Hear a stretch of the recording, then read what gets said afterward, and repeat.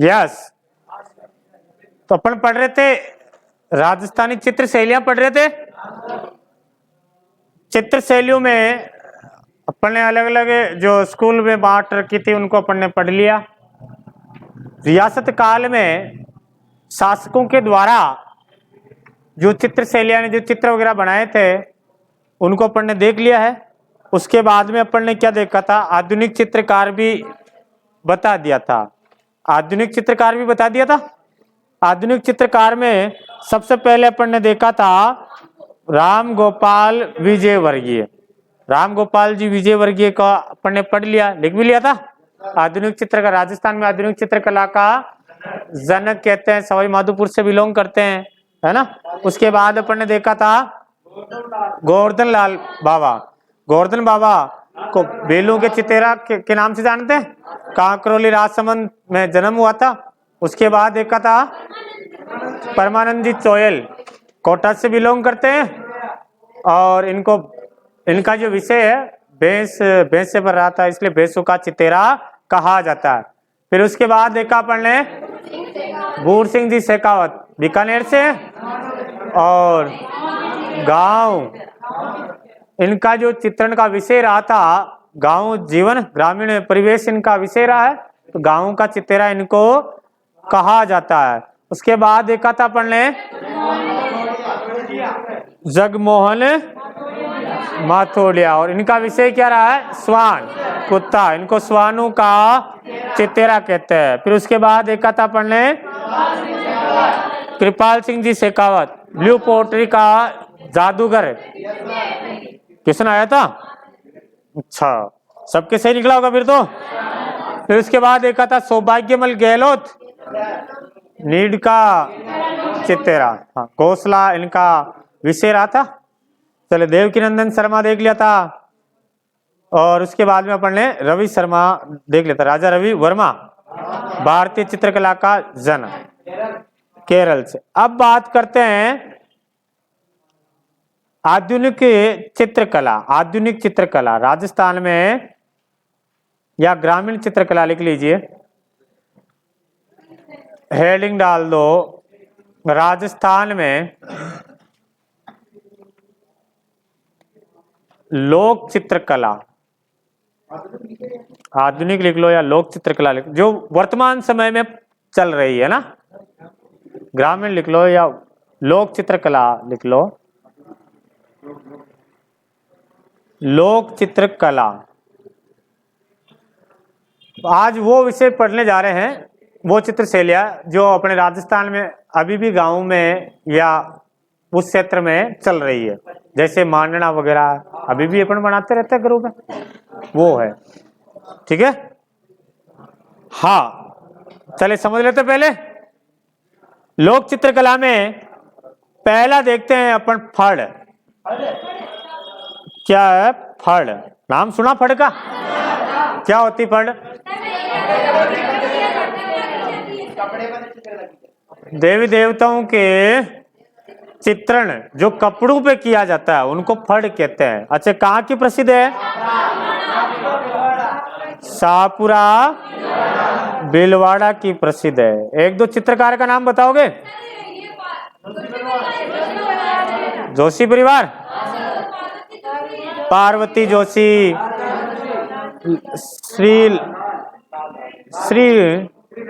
श्रीलाल जोशी है ना, श्रीलाल जोशी, एक दुर्गालाल जोशी भी है, दुर्गालाल जोशी जी है ना, एक पार्वती जोशी, जिनको भारत की पहली फड़ चितेरा महिला माना जाता है, पार्वती जोशी। ये नाम ध्यान रखोगे, महिला पार्वती जोशी। हाँ, दूसरी चीज, एक तो छापरा भीलवाड़ा में ये आप ध्यान रख लोगे, और यूँ पूछ ले कि फड़ जो है ये किस पर चित्रण किया जाता है, तो कपड़े पे, कपड़े पर देवताओं के जो चित्रण किया जाता है ये ध्यान रखना। और फड़ जो है देवता सोए हुए रहते हैं ना, इस समय इसका चित्रण नहीं किया जाता। देवता कब सोते हैं? मड़ महीना। कब से स्टार्ट होता है मड़ महीना? चातुर्मास से जो 4 महीने देवता सोते हैं, बताओ देखिए देवता कब सोते हैं? आषाढ़ शुक्ल एकादशी, आषाढ़ शुक्ल एकादशी के दिन देवशैनी एकादशी आती है, इस दिन देवता सो जाते हैं। वापस देवता कब उठते हैं? कार्तिक शुक्ल एकादशी। 4 महीने तक देवता सोए हुए रहते हैं। इन 4 महीने जो मलमास होते हैं देवता सोए हुए रहते हैं, इसको चातुर्मास कहते हैं। क्या कहते हैं? चातुर्मास। इस समय फड़ का चित्रण नहीं किया जाता है, ठीक है। दूसरी चीज, अब आप ये ध्यान रखोगे कौन कौन सी देवताओं की फड़ अपने राजस्थान में प्रसिद्ध है। एक तो ध्यान रखेंगे पाबूजी की फड़। किनकी है? पाबूजी की फड़। पाबूजी की फड़ में ये ध्यान रखेंगे राजस्थान में सबसे लोकप्रिय जो फड़ है वो पाबूजी की फड़ है। सबसे लोकप्रिय फड़ किनकी है? पाबूजी की फड़ है। पाबूजी की फड़ का वाचन जो है रावण अत्ता वाद्य यंत्र के साथ रायका और नायक जाति के भोपे, हाँ रायका या नायक जाति के लोग वाचन करते समय कौन सा वाद्य यंत्र का प्रयोग करते हैं? रावण अत्ता वाद्य यंत्र। रावण अत्ता भी इंपॉर्टेंट है। पाबूजी के फड़ का वाचन करते समय किस वाद्य यंत्र का प्रयोग किया जाता है? रावण अत्ता वाद्य यंत्र का प्रयोग किया जाता है। लोकप्रिय फड़ है पाबूजी की फड़ में। ध्यान रखेंगे ये राजस्थान की सबसे लोकप्रिय फड़ है।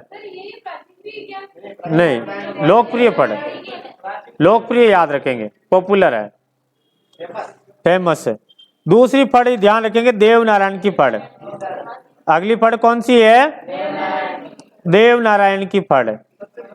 देवनारायण की फड़ में ये ध्यान रखेंगे एक तो ये सबसे पुरानी फड़ है, सर्वाधिक चित्रांकन वाली फड़ है, सबसे लंबी फड़ है, ठीक है। हाँ, एक तो सबसे पुरानी है, सर्वाधिक चित्रांकन वाली है और सबसे लंबी फड़ है। सबसे लंबी फड़ है देवनारायण की फड़ है। और इस देवनारायण की फड़ का वाचन करते समय कौन से वाद्य यंत्र का प्रयोग करते हैं? जंतर वाद्य यंत्र का। गुर्जर जाति के लोग जो है देवनारायण की फड़ का वाचन करते समय जंतर वाद्य यंत्र का प्रयोग करते हैं। जंतर वाद्य यंत्र का प्रयोग करते हुए देवनारायण की फड़ का वाचन करते हैं। और दूसरी चीज है और क्या बता रहा 1992 में, हाँ 1992 में देवनारायण की फड़ पर डाक टिकट जारी किया गया। 2x2 का एक चित्र लेकर के, पूरी फड़ में से एक चित्र लेकर के इस पर डाक टिकट जारी कर दिया। तो तब से सबसे छोटी फड़ भी देवनारायण की फड़ मानी जाती है। ओके, अगली फड़ की बात करें तो एक ध्यान रखेंगे रामदेव जी की फड़। अगली फड़ कौन सी है? रामदेव जी की फड़। रामदेव जी फड़ का वाचन भी रावण अत्ता वाद्य यंत्र के साथ किया जाता है। इनकी रामदेव जी फड़ का भी वाचन रावण अत्ता वाद्य यंत्र के साथ किया जाता है। अगली फड़ ध्यान रखेंगे रामदला व कृष्णदला की फड़।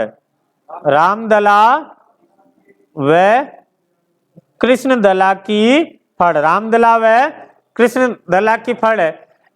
इसमें ध्यान रखना ये एकमात्र ऐसी फड़ है इनके वाचन के समय किसी भी वाद्य यंत्र का प्रयोग नहीं किया जाता है। ऐसी कौन सी फड़ है जिनके वाचन में किसी भी वाद्य यंत्र का प्रयोग नहीं किया जाता है?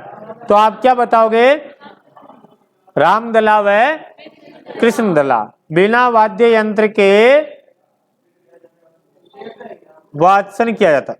रामदला कृष्णदला देवता राम जी और भगवान कृष्ण की जीवनी से संबंधित है, ठीक है। तो रामदला और कृष्णदला में ध्यान रखेंगे इनका वाचन बिना वाद्य यंत्र के किया जाता है, ठीक है। और उसके बाद ध्यान रखेंगे एक भैंसासुर की फड़ है। कौन सी फड़ है? भैंसासुर की फड़ है। भैंसासुर की फड़ में ये अपने याद रखेंगे ये एकमात्र ऐसी फड़ है जिनका वाचन नहीं किया जाता। कौन सी फड़ है जिनका वाचन नहीं किया जाता है? भैंसासुर। देखो प्रश्न यहां से आ जाए कि ऐसी कौन सी फड़ है जिनका वाचन बिना वाद्य यंत्र के किया जाता है? रामदला व कृष्णदला। ऐसी कौन सी फड़ है जिनका वाचन नहीं किया जाता है? तो बताएंगे बेसासुर की फड़। इनका वाचन नहीं करते हैं। बावरी जाति के लोग जो है चोरी करने से पहले शकुन के रूप में इनको पूजते हैं। बावरी जाति के लोग है, हाँ, चोरी करने से पहले शकुन के रूप में इसकी पूजा करते हैं। इसकी पूजा करके चोरी करने जाते हैं, काम इज सक्सेसफुल हो जाता है। हाँ, एक फड़ और है, उसका ध्यान रखेगा। अमिताभ की फड़ क्या है? अमिताभ की फड़।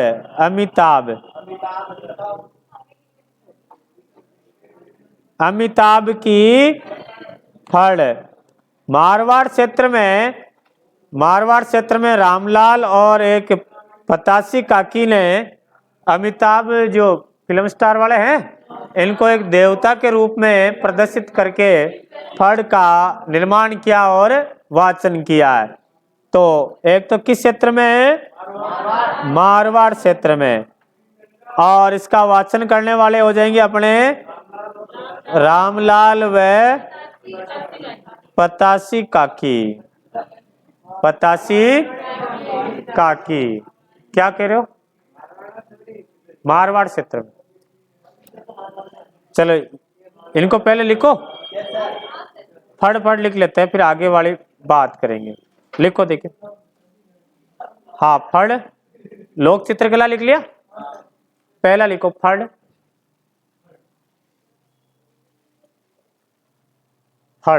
इसके आगे लिख लो सापरा भिलवाड़ा। फड़ चित्रांकन के लिए प्रसिद्ध क्षेत्र कौन सा है? सापरा भिलवाड़ा।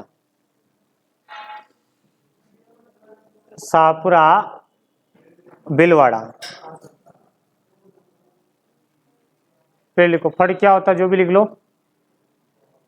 लोक देवी देवताओं का कपड़े पर चित्रण। लोक देवी देवताओं का कपड़े पर चित्रण।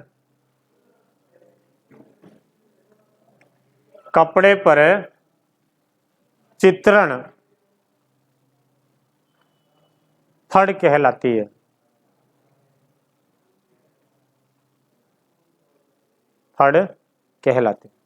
अच्छा, कपड़े पर चित्रण तो फड़ है, कागज पे चित्रण को क्या कहते हैं? लोग देवताओं का जो कागज पर चित्रण किया जाता है उसको क्या कहते हैं? पान्ना बोलते हैं। पान। लक्ष्मी जी को पानो, पाटा है ना, पाना। अरे पाटा संस्कृति का नाट्य में जा रहा। लक्ष्मी जी का पाना नहीं होता क्या? पन्ना। हाँ, तो फड़ में देवी देवताओं का चित्रण कपड़े पर किया जाता है। प्रमुख चित्रकार के नाम लिखो। श्रीलाल जोशी। चित्रकार श्रीलाल जोशी, दुर्गालाल जोशी और पार्वती जोशी। श्रीलाल जोशी पद्मश्री पुरस्कार से सम्मानित है। दुर्गालाल जोशी और पार्वती जोशी। पार्वती जोशी में लिख लेना, राजस्थान की पहली फड़ चितेरा महिला।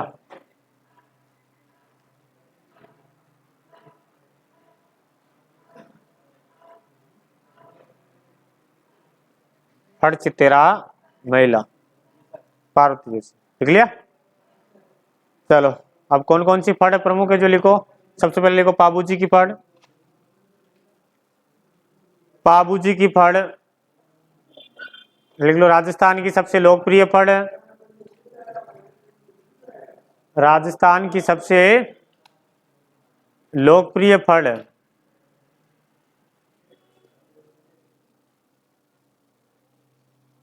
राजस्थान की सबसे लोकप्रिय फड़। और लिख लो इसमें नायक व रायक जाति के लोग रावण हत्या वाद्य यंत्र के साथ नायक व रायका जाति के लोग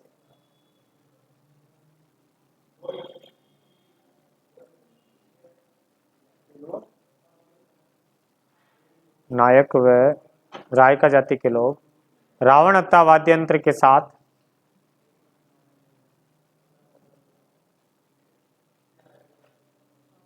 वाचन करते हैं।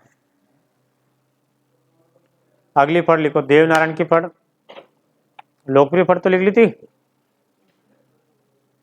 अगली पढ़ लिखो, देवनारायण की पढ़।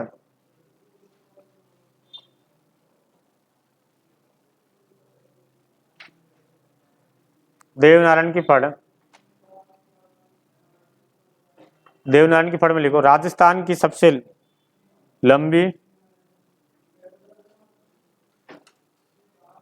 सबसे प्राचीन,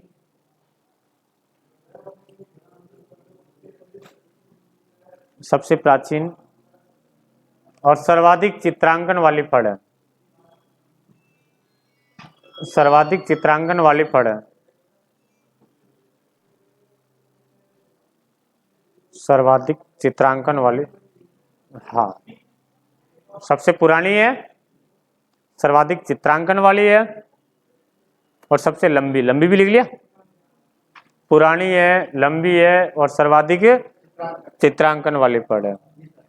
देखो, गुर्जर जाति के द्वारा जंतर वाद्य यंत्र के साथ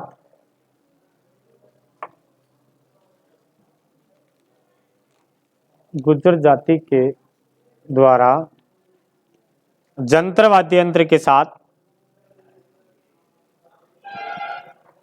जंतर वाद्य यंत्र के साथ इसका वाचन किया जाता है, वाचन किया जाता है।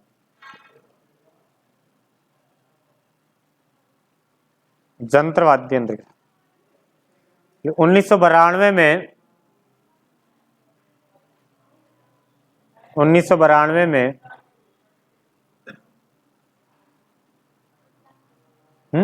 वापस कब तक वापस आ रहे हो? वो मेरे को शैलियों वाला भेजना, मेरे को चाहिए, फिर कैसे भेजेंगे? शैलियों वाला जो बनाया वो कहाँ, वो किसमें? हाँ, फोन में आप, चलो ठीक। हाँ, 1992 में 1992 में देवनारायण की फड़ पर डाक टिकट जारी किया, तब से ये सबसे छोटी फड़ भी मानी जाती है। तब से सबसे छोटी फड़ भी मानी जाती है। सबसे छोटी फड़ किनकी हो गई है? देवनारायण की फड़ सबसे छोटी फड़। चले आगे, 5 रुपए का लिख लिया भाई। आगे लिखो, रामदेव जी की फड़, रामदेव जी की फड़, रामदेव जी की फड़ में भी लिख लो, रावणहत्ता वाद्य यंत्र के साथ वाचन किया जाता है। रावणहत्ता वाद्य यंत्र के साथ वाचन किया जाता है।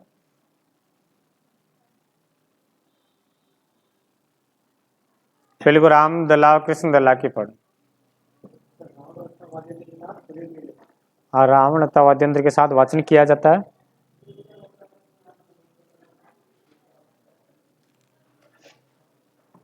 रामदला व कृष्ण दला, देखो इसका वाचन बिना किसी वाद्य यंत्र के किया जाता है। इसका वाचन बिना किसी वाद्य यंत्र के किया जाता है। ऐसी कौन सी पढ़ है जिसका वाचन बिना वाद्य यंत्र के किया जाता है? रामदला व कृष्ण दला, बिना वाद्य यंत्र के इसके वाचन किया जाता है। बढ़े आगे, नेक्स्ट लिखो, भैंसासुर की पढ़, भैंसासुर की पढ़, भैंसासुर की पढ़ में लिख लीजिए,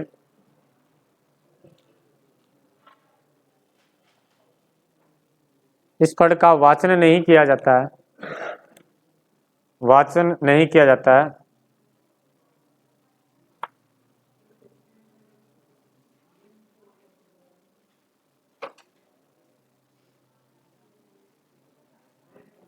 वाचन नहीं किया जाता। बावरी जाति के लोग, बावरी जाति के लोग चोरी करने से पहले, चोरी करने से पहले शगुन के रूप में पूजते हैं, शगुन के रूप में पूजते हैं।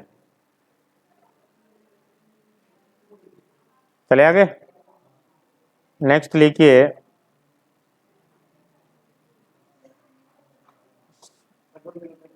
शगुन के रूप में पूजते हैं। फिर लिखो अमिताभ की फड़, अमिताभ की फड़ ये मारवाड़ क्षेत्र में प्रचलित है, मारवाड़ क्षेत्र में प्रचलित है।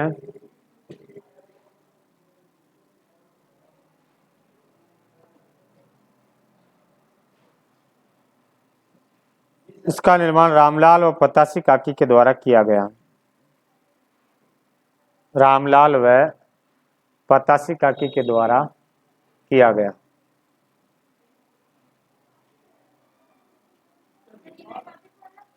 इसका निर्माण रामलाल व पतासी काकी के द्वारा किया गया। ठीक है, तो फड़ में अपन ने कौन कौन सी फड़ देखी है भाई? बाबूजी की फड़ देखी है, देवनारायण की फड़ देखी है, रामदेव जी की फड़, रामदला कृष्णदला, भैंसासुर की फड़ और अमिताभ की फड़। चले आगे लिखिए, नोट कीजिए बातिक, बातिक नोट कर लो फिर समझाता हूं। बातिक,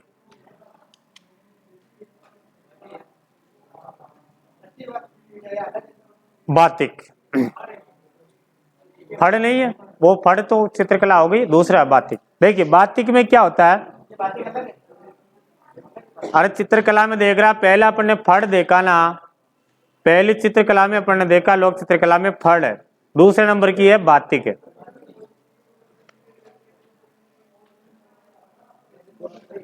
वेरी इंपॉर्टेंट है बातिक।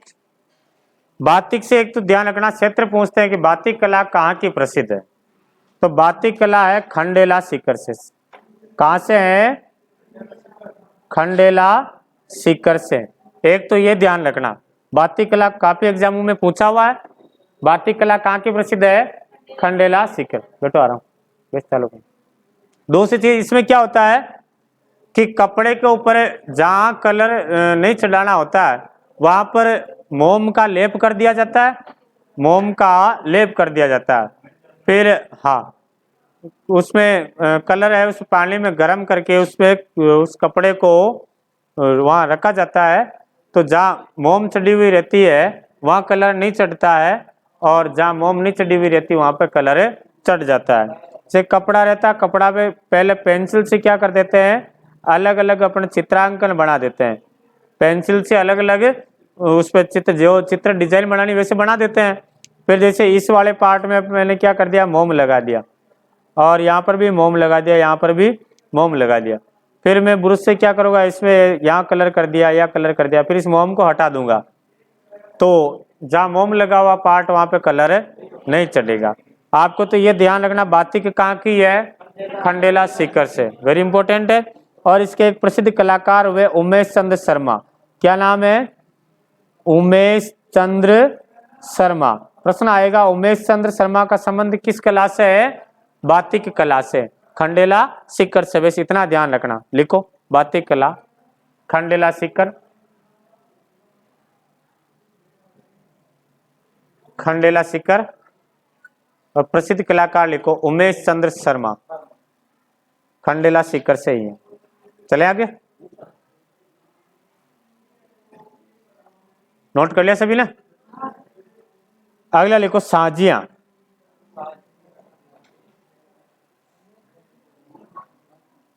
साजी, साजियां ब्याह में गाते साजियां। साजियों में क्या होता है, गोबर की आकृति बनाते हैं और उसकी पूजा करते हैं। ठीक है, आपको पता हो तो उदयपुर जिले का मच्छिंद्रनाथ का मंदिर साजियों के लिए प्रसिद्ध है। इसे साजियों का मंदिर कहा जाता है। कौन सा मंदिर? मच्छिंद्रनाथ का मंदिर। साजियों की शुरुआत भगवान कृष्ण के द्वारा मानी जाती है। साजियों की शुरुआत किसने की थी? भगवान कृष्ण। हुआ यूं कि एक बार राधा जी भगवान कृष्ण से नाराज हो गए थे। हाँ, रूस जाते हैं, प्रेम में ऐसी कोई बात आ जाती है तो नाराज हो गए थे। पूरे दिन भर राधा जी भगवान कृष्ण से नाराज रहते हैं और भगवान कृष्ण राधा जी को मनाने का काफी प्रयास करते हैं। कहते हैं कि मान जा राधा, मान जा राधा, मान जाए राधा, फिर भी राधा जी नहीं माने। भगवान कृष्ण भी शाम तक परेशान हो गए उनको मनाते मनाते, लेकिन राधा जी तो बिल्कुल भी राजी नहीं हुए। हाँ, तो फिर भगवान कृष्ण को भी आई रीस, वाह न माने तो जा। उन्होंने भगवान कृष्ण ने क्या है, तू नहीं मान रही है तो तेरे जैसी राधा मैं और बना दूंगा। उन्होंने क्या किया कि पत्तियों से गोबर से राधा जी का चित्र बनाया, कहा तेरे से बढ़िया तो मेरी ये राधा देख कितनी प्यारी लग रही है। ऐसे फूल पत्तों से गोबर से राधा जी की आकृति बनाई और तभी से ये साजियों की परंपरा चालू हो जाती है। ठीक है, तो अपने और ज्यादा याद रह नहीं रहे तो इतना ध्यान रख लेना, साजिया जो वृंदावन से आई है, वृंदावन में स्टार्ट हुआ था और फिर वृंदावन से अपने राजस्थान में आई है। साजियों के लिए जो मंदिर जाना जाता है, एक तो केले की साजियां, केले की साजियां नाथद्वारा, नाथद्वारा, नाथद्वारा है। और मच्छिंद्रनाथ का जो मंदिर है वो उदयपुर में साजियों का मंदिर कहा जाता है। और साजियों की पूजा कब की जाती है? तो श्राद्ध पक्ष आता है ना, श्राद्ध कब आरंभ होता है? भाद्रपद पूर्णिमा से आश्विन अमावस्या तक श्राद्ध चलते रहता है। श्राद्ध के साथ साथ में साजियां भी चलती रहती है। हाँ, भी लिखूंगा मैं पूरा।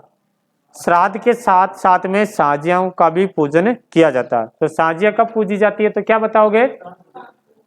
भाद्रपद पूर्णिमा से आश्विन अमावस्या तक श्राद्ध का पूजन किया जाता है, जिसमें बालिकाएं गोबर से आकृति बनाती है और उसकी पूजा करते हैं और अंतिम दिन एक बड़ी आकृति बनाते हैं। और मच्छिंद्रनाथ का मंदिर प्रसिद्ध है साजियों के लिए। ठीक है, तो लिखो साजियों में क्या चीज? अरे तो मेवाड़ उदयपुर का मच्छिंद्रनाथ। हाँ, लिखो साजियों में उदयपुर का मच्छिंद्रनाथ मंदिर, उदयपुर का मच्छिंद्रनाथ मंदिर साजियों के मंदिर के रूप में प्रसिद्ध है। उदयपुर का मच्छिंद्रनाथ मंदिर, जल्दी लिखो आज भी रह जाएगा नहीं तो। साजियों के लिए प्रसिद्ध है, साजियों के लिए प्रसिद्ध है। और एक लिख लो, नाथद्वारा श्रीनाथ जी के केले की साजियों के लिए प्रसिद्ध है।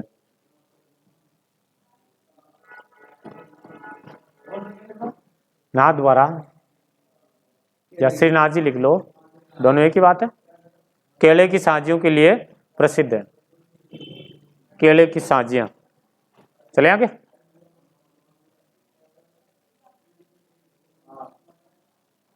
केले की साजियों के लिए प्रसिद्ध है। और साजियां कब मनाई जाती है, कब पूछते हैं तो लिख लो, बाई चांस आई जाए। भाद्रपद पूर्णिमा से आश्विन अमावस्या तक लिख लो।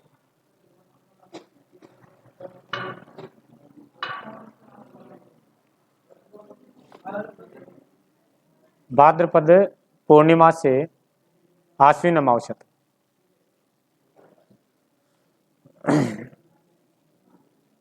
चले आगे, अगला लिखो सब पाने, पाने, पाने। तो देवी देवताओं का जो कागज पर चित्रण होता है उसको पाने कहते हैं। सिंपल है, लिखो, याद याद रह जाएगा। लिखो तो लिख लो, देवी देवताओं के कागज पर चित्रण पाने कहलाते हैं। देवी देवताओं के कागज पर चित्रण पाने कहलाते हैं। अगला लिखो मांडने।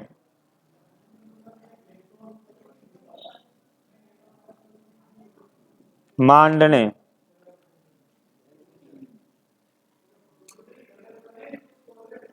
मांडने क्या होता है? मांडने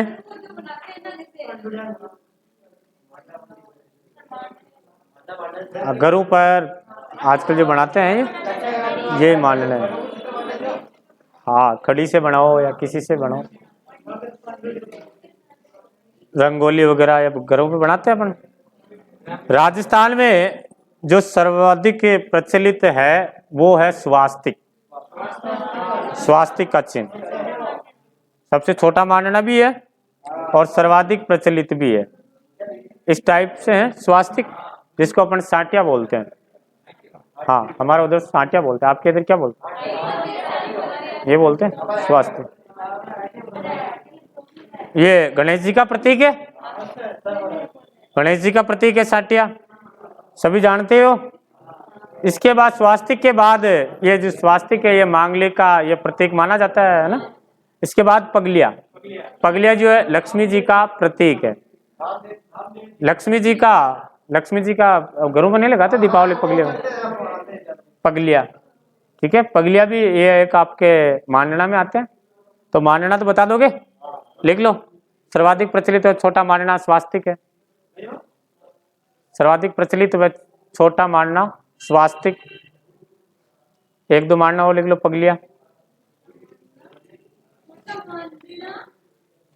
सबसे छोटा मानना स्वास्तिक और सर्वाधिक प्रचलित भी है।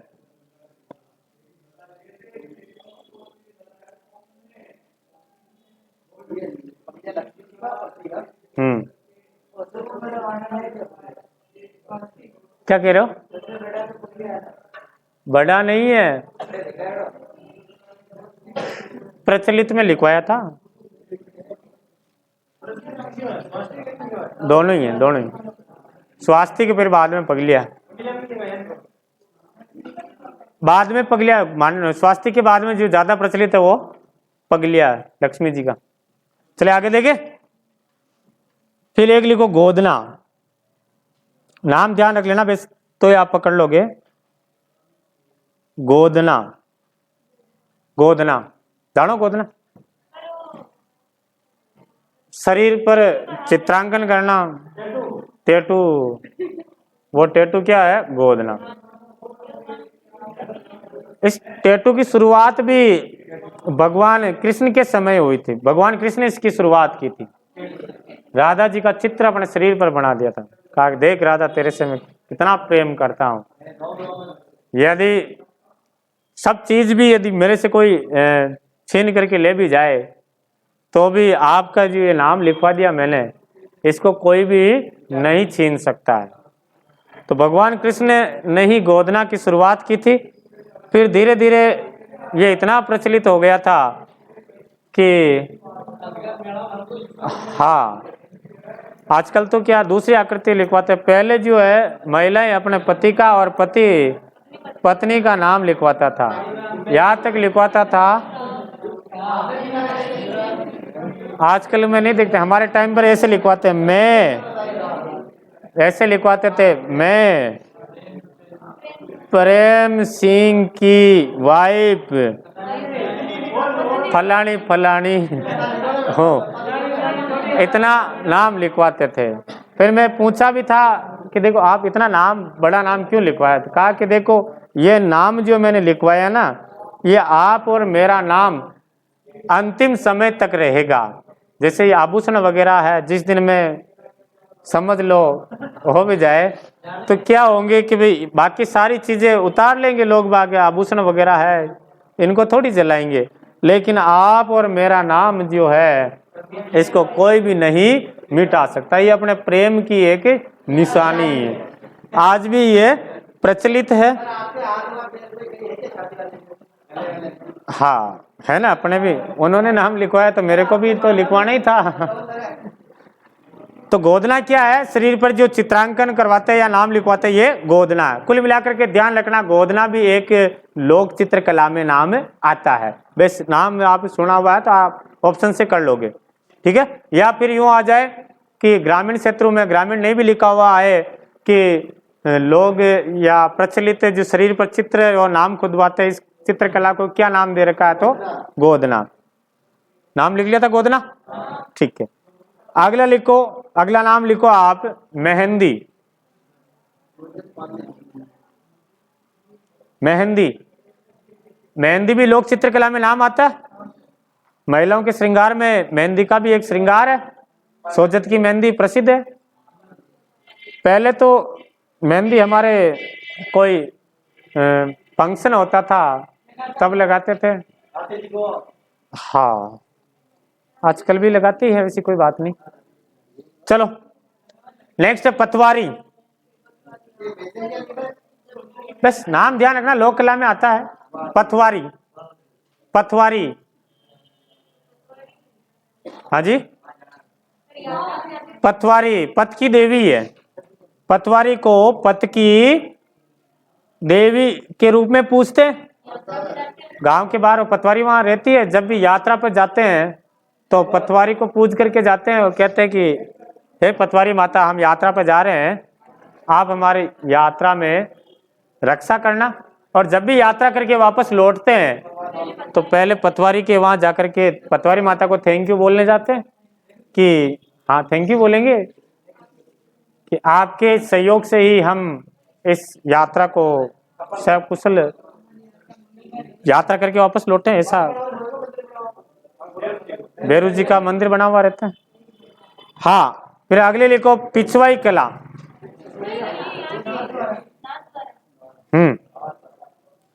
नाम लिख लो, पिछवाई कला। जल्दी लिखिए, देखिए दूसरे बच्चे वेट कर रहे हैं मेरे। पिछवाई कला, एक तो पिछवाई कला कहाँ की प्रसिद्ध है? तो नाथ द्वारा, नाथ द्वारा राजसमंद की है।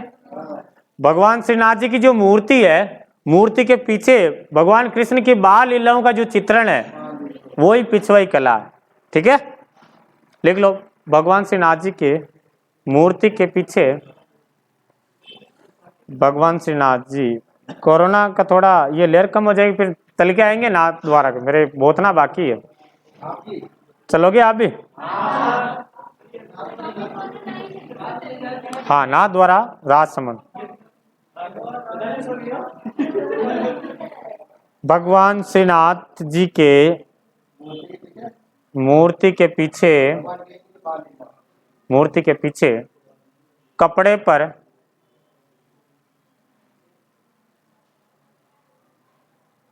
कृष्ण के बाल लीलाओं का चित्रण। भगवान कृष्ण के बाल लीलाओं का चित्रण, बाल लीलाओं का चित्रण पिछवाई कला। हाँ, श्रीनाथ जी की मूर्ति है, उनके पीछे कपड़ा लगाते हैं जिस पर भगवान कृष्ण के बाल लीलाओं, माखन खा रहे हैं, ठीक है, बांसुरी बजा रहे हैं। हाँ, ऐसे जो चित्रण होते हैं इनको पिछवाई कला कहते हैं। देख लिया भाई पिछवाई? कहीं ऊंचो नीचो का एरिया, कई बात है। हाँ जी, चलिए अगला लिखिए काष्ठ कला। काष्ठ कला, काष्ठ कला लकड़ी पर चित्रांकन।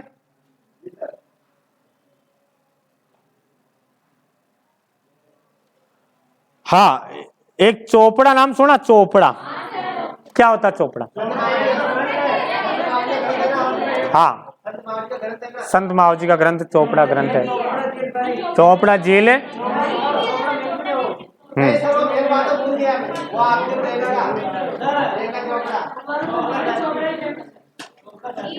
चलिए देखिए, एक चोपड़ा, प्रियंका चोपड़ा। देखो, एक हटड़ी का नाम सुना? हटड़ी, हटड़ी, हटड़ी नहीं सुनी? चलो देखो, एक ऐसी आकृति होती थी लकड़ी की जिसमें ऐसे खाने बने हुए होते थे, 5-6 खाने होते थे। इसमें लाल मिर्च डालते थे, इसमें इसमें नमक रख देते थे, इसमें सेंधा नमक है, इसमें जीरा वगैरह। जब भी सब्जी वब्जी बनानी करनी होती है तो कई सारे डिब्बे ले जा करके, अब आजकल तो क्या कि रसोई भी वहीं और सारे डिब्बे भी वहीं जमे हुए रहते हैं। पहले क्या होता था कि सब खाना वाना घर के बाहर एक चूल्हा और होता था, वह बनाते थे, सब्जियां भी वहीं बनती थी, रोटियां भी बाहर ही बनती थी, वही बनानी खानी, और जैसे खाए सारे राटे रामचा को वापस अंदर ले जा करके रख देते थे। भाई पहले हमारे टाइम पे यही होता था। अभी तो देखो ये सारा किचन में है, ये वो मसाले का हर डिब्बा अलग है। अब इतने सारे डिब्बे ले जाना पॉसिबल नहीं होता था, तो एक हटड़ी बना करके रखते थे जिसमें सारे मसाला वगैरह रख देते थे। एक डिब्बा ले जाओ, काम चल जाएगा, जब खत्म हो जाएगा तब हटड़ी को वापस भरी वगैरह चल जाएगी। तो उस हटड़ी को ही क्या कहते हैं? चोपड़ा। समझ में आ गया? लिख लो चोपड़ा, हटड़ी, ब्रैकेट में लिख लो हटड़ी, मसाला दानी।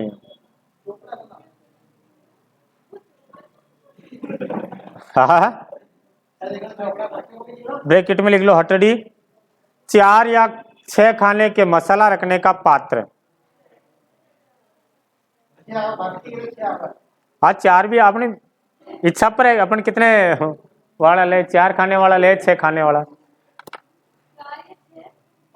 अब कोई के जैसे मिर्च तेज चलती है, कोई के कम है, तो उस हिसाब से भी रखते हैं, ये तेज मिर्च वाला खाना है, ये कम चरका वाला जो खाना मिर्च वाला, ऐसा। चलो लिखो। लिख लिया।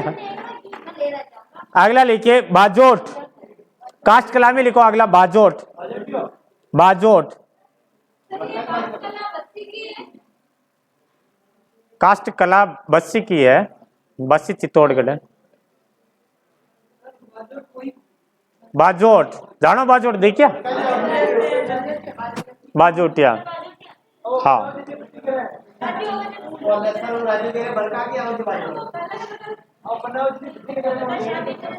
हाँ, ऐसी आकृति रहती है, इसमें 4 ये, फिर इस पे क्या है, जब चावल वगैरह इस टाइप के रखते हैं, शादियों के टाइम पे देखे होंगे, वही बाजोट है। तो ये भी एक अपने लोक चित्रकला में आता है।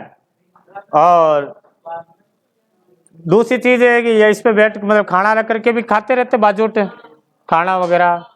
जो बड़े लोग होते हैं वो सोना चांदी का बाजोट बनाते हैं, फिर उस पे भोजन करते हैं, सोना चांदी का बाजोट। तो लिख लो बाजोट में, या कर लोगे बाजोट तो हो जाएगा। हाँ एक लिखो बेवाण। बेवाण, बेवाण भगवान को नहलाने के लिए ले जाते हैं, बेवाण में बिठा करके, बेवाण। भाद्रपद में आती जल जूलनी एकादशी, भाद्रपद शुक्ल एकादशी, भगवान को नहलाने के लिए ले जाते तालाब पर। हाँ बेवाण हो गया। हाँ अगला लिखो पात्रे पितरणी। बेवाण तो हो गया, बेवाण को पकड़ लोगे आप वैसे भगवान को। क्या चीज? हाँ अगला है पात्रे तिपरणी। पात्रे पूछा हुआ ये भी, तिपरणी, पात्रे तिपरणी क्या होता है? इस श्वेतांबर जैन धर्म में जो लकड़ी के पात्र होते हैं, श्वेतांबर जो जैनी में होता है शाखा है, वो जो खाना वाना खाते करते हैं लकड़ी के पात्र होते हैं, उसमें खाते हैं, उसको कहते हैं ये पात्रे तिपरणी। लिख लो श्वेतांबर साधु संतों के लकड़ी के पात्र। श्वेतांबर, श्वेतांबर साधु संतु के लकड़ी के पात्र। श्वेतांबर साधु संतु के लकड़ी के पात्र। ये जोधपुर के पिपाड़ का प्रसिद्ध है, जोधपुर का पिपाड़ कस्बा है, जहाँ के पात्रे तिपड़ने प्रसिद्ध है। जोधपुर के पिपाड़ कस्बा।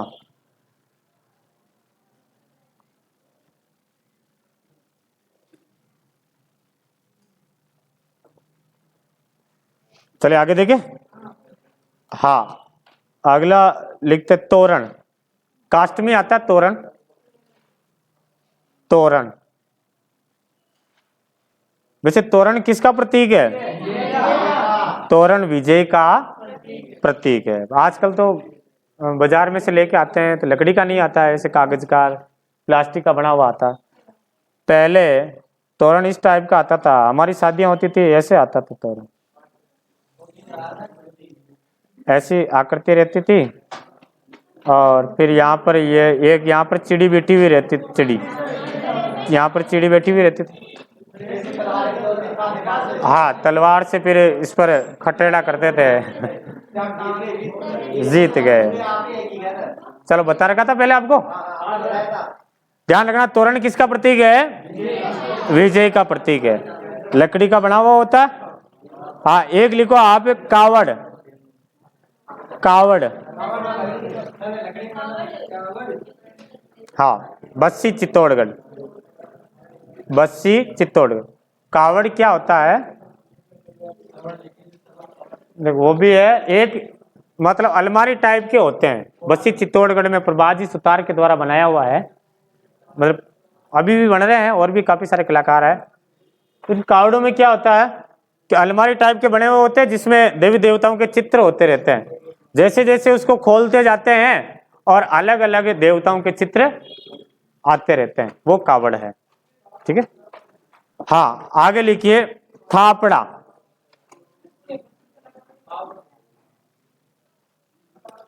प्रभात जी सुतार पहले बताया था ये तो।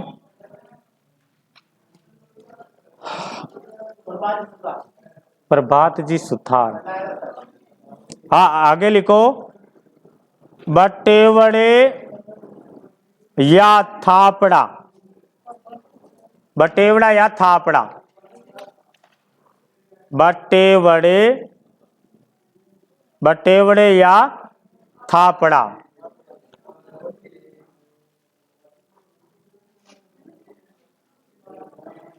बटेवड़े या थापड़ा। कंडे देखे? कंडे आप कितने? 2-5 देखे होंगे। ओम शांति करते होंगे तो लेके आए होंगे आपके, या बाटिया बने होगी। तो आजकल बाटिया की वो आ गया, उस पर गैस भी बनाया। पहले क्या होता था कि सर्दियों में हमारे यही काम रहता था। हाँ, कि रोज बाड़े में जाकर के 15-20 थापड़ियाँ थाप करके आते थे। फिर जो सूखती जाती थी उनको एक साइड में इकट्ठे करते रहते थे। और फिर बाद में जो ही सर्दी कम हुई, सूख जाते थे, गर्मी आते ही है, उनको एक साथ ऐसी इकट्ठी कर देते थे। भले एक साल में 5 सवा मणि भी एक साथ एक साल में हो जाए ना, तो भी थापड़ियाँ कम नहीं पड़ती थी, इतनी थापड़ियाँ बना देते थे। हाँ, सभी बनाते थे। हम छोटे बहन भाई सब जाते थे, वो जाकर थापड़ियाँ थेपते रहते थे। फिर उन सबको एक जगह इकट्ठी कर देते थे। फिर इसके ऊपर क्या करते थे, एक आवरण लगा देते थे, मतलब लेप लगा देते थे, सुरक्षित रख देते। ये इसलिए लगाते हैं ताकि बारिश के दिनों में पानी अंदर ना जाए और ये सूखी की सूखी रहे। बारिश आएगी, पानी इधर बाहर निकल जाएगा। ठीक है। और दूसरी चीज, ये खराब भी ना हो। बाहर इधर ऐसी पड़ी रहेगी तो हर कोई ले जाएगा, करेगा, और खराब भी होगी, टूट जाएगी। कोई डंडा डोर आ गया तो फोड़ भी देते हैं, नहीं तो एक जगह पर ये इकट्ठी हो जाती थी। फिर जब भी जरूरत पड़ती है, यहाँ से हेरा किया छेद कर देते, जितनी चाहिए उतनी निकाल लेते हैं। ओके, चलो वो कहाँ रहा, टाइम नहीं रहा। हाँ, बटेवड़े थापड़ा समझ में आ गया। सूखे उपले और कंडे को सुरक्षित रखते हैं, छाना। हाँ, आगे बात करते हैं सोहरिया। अगली कला है, देखो छोटी छोटी अपने कलाएं हैं, इनसे प्रश्न कभी आ जाता है तो आपके गलत ना हो इसके लिए है। नेक्स्ट है सोहरिया। सोहरिया, सोहरिया क्या होता है सोहरिया में? देखो आजकल तो रसोई का हमेशा गेट खुला ही रहता है। गेट तो क्या, गेट तो बंद रखते हैं, ताला वाला कुछ नहीं लगाते हैं। क्यों भाई? ले जाएगा तो क्या ले जाएगा? बर्तन तो कोई ले जाता है नहीं। दूसरी चीज, पहले हमारे क्या, हमारे टाइम पर बाकी आटा वाटा ऐसे एक साइड में, सूखा आइटम एक साइड में पड़े रहते थे, और मम्मी जो है घी, गुड़, शक्कर और दही, इनका हमेशा, बाकी सब आइटम को खुला छोड़ के जाते थे, लेकिन इनको आलिया में रख के जाते थे और इसके लॉक लगाते थे। ज्यादातर जो चोरी होगी वो आदमी किसकी चोरी होगी? घी की चोरी होती है। घी और गुड़, दही, इनकी चोरी होगी। यदि देखते थे, मौका देखते थे, आज मम्मी थोड़ी लेट हो गई है या इनके ताला भूल गए हैं, तो हम क्या करते थे, हाथों हाथ घी निकाला और घी को खड़ावलिया में डाला और गुड़ की ये जो शक्कर वगैरह डाल करके हलवा बनाते थे। तुरंत हलवा बना करके, मतलब 15 मिनट के अंदर उसका निर्माण करके समाप्त भी करना है, बर्तन भी साफ करना है। क्योंकि खुशबू जाएगी तो आसपास खुशबू जाएगी तो लोग बाग और आ जाएंगे। लोग आए तब तक उसको खत्म भी करना है और बर्तन मम्मी आए तब तक साफ करके रखना भी है। तो इन चीजों को रखने के लिए एक कोठी बनाते थे मिट्टी की, आलिया, ठीक है, कि इसको आलिया में रख करके लॉक लगा करके मम्मी चाबी ले जाते। इतना एक कोठी टाइप की रखते थे जिसमें ये छोटी मोटी चीजें ये रख देते थे। अब आजकल के लोग बाकी मम्मी उनको बना करके भी देने, ले बेटा हलवा खा, तो अभी नहीं खा पाते हैं। चलो लिखो सोहरी में, सोहरिया में लिखो। हाँ सोहरिया में लिखिए। हाँ भाई, भोजन सामग्री रखने के मिट्टी के बने पात्र। भोजन सामग्री को रखने के मिट्टी के बने पात्र। उठा लेते फोन, कट गया। हाँ अगला देखिए, नेक्स्ट लिखिए ओका नाका गुणा। ओका, हाँ पढ़ा क्या पहले?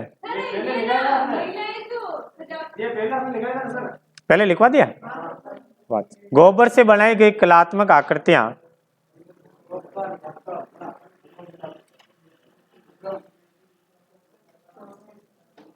आया, आ गया। और भैया तो भूकंप आ रही हो, बताओ चला? अच्छा चला गया। हाँ भूकंप का झटका है।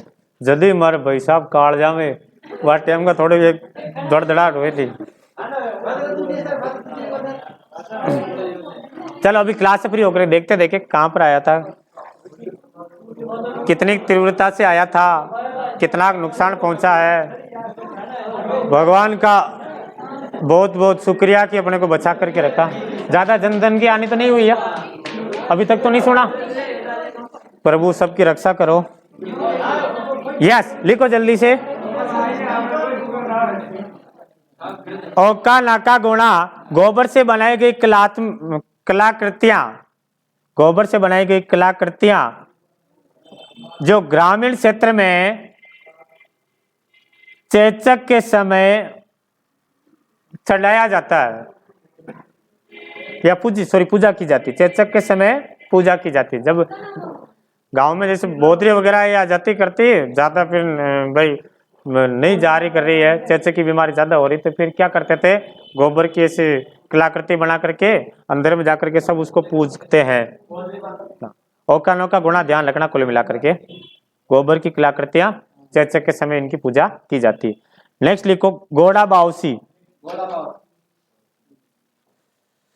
लिखो लिखो लिखो घोड़ा बावसी। घोड़ा बावसी, घोड़ा बावसी में लिखिए बेलू तथा गरासियों में मनोती पूर्ण होने पर बेलू तथा गरासियों में, यानी मेवाड़ क्षेत्र हो गया है ना, बेलू व गरासियों में मन्नति पूर्ण होने पर, मन्नत है, कोई कहा कि हे भगवान मुझे पटवारी बना देना, कांस्टेबल बना देना, मैं थारा पूरा एक घोड़ो चढ़ाऊं। मन्नति पूर्ण होने पर मिट्टी के बने, मिट्टी कपड़े के घोड़े तो रामदेव जी के चढ़ाते हैं, घोड़ा वापसी में मिट्टी के बने घोड़े लोग देवताओं के चढ़ाए जाते हैं। मिट्टी के बने घोड़े लोग देवता के चढ़ाते हैं। आप उदयपुर जिला दर्शन पढ़ा तो उसमें भी बताया था मैं आपको, ये घोड़ा वापसी मन्नत पूर्ण होने के बाद में मिट्टी के घोड़े चढ़ाते, घोड़ा वापसी के। हाँ नेक्स्ट लिखो मथेरना कला, मथेरना कला, मथेरन कला, मथेरन कला है ना, मथेरना मथेरन कला। एक तो ध्यान रखना बीकानेर क्षेत्र में है, कहाँ है, बीकानेर क्षेत्र में। मथेरना कला कहाँ प्रचलित है, बीकानेर में। और एक धार्मिक स्थल हो या पौराणिक कथा, मतलब देवी देवताओं के जो चित्र बनाए जाते हैं इसमें, और ज्यादातर जो है जैन धर्म से संबंधित, इसमें चित्रकार जो है जैन धर्म से होते हैं, इतना ध्यान रख लेना। देवी देवताओं के चित्र बनाते हैं मथेरन कला में। एक उस्ता कला का आपको ध्यान रखना है, उस्ता कला कहाँ की है, बीकानेर के। स्वर्गीय इसामुद्दीन जी उस्ता इसके प्रसिद्ध कलाकार। कौन सी कला है, उस्ता कला, उस्ता कला दोनों बीकानेर की है, मथेरना कला और उस्ता कला। चित्रांकन है ये हो जाती है लोक चित्रकला कंप्लीट है। इसके अलावा भी यदि कोई चीज रह गई है तो अब इसके जो अपन ऑब्जेक्टिव प्रश्न करेंगे उसके अंदर सारे प्रश्न आ जाएंगे। हाँ तो उसके बाद आपकी जो क्लास रहेगी सर की कल पहले तो ये चित्र शैलियों के अपन क्वेश्चन आंसर देखेंगे और उसके बाद जनजातियां अपन देखेंगे। जनजातियां पढ़ने के बाद में स्थापत्य कला में दुर्ग, महल, छत्रियां, मंदिर वगैरह हो जाएंगे और ये आपकी कल्चर भी हो जाएगी कंप्लीट। हाँ वो हिस्ट्री का पार्ट है।